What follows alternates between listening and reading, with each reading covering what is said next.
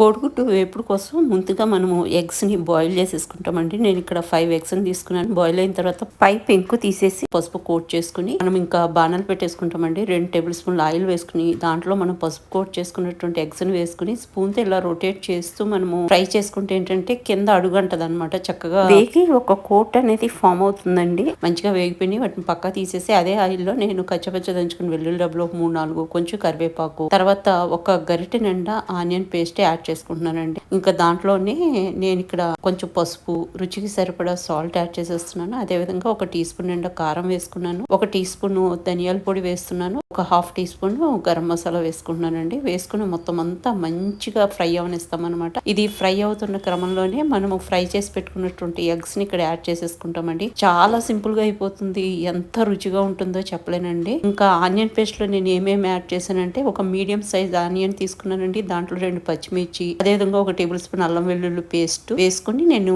Grind చేసుకున్నాను అనమాట. ఎక్కువ ఆనియన్ కూడా పట్టదండి. ఇంకా ఒక 10 మినిట్స్ పాటు మనము లో టు మీడియం ఫ్లేమ్ లో చక్కగా ఫ్రై అవనిస్తే ఇంకా మనం వేసిన ఆయిల్ అంతా పక్కకి సెపరేట్ అయిపోతుంది అనమాట. ఎగ్ ఫ్రై రెడీ అయిపోయిందండి. సర్వ్ చేయడానికి డెఫినెట్ గా ట్రై చేసి చూడండి.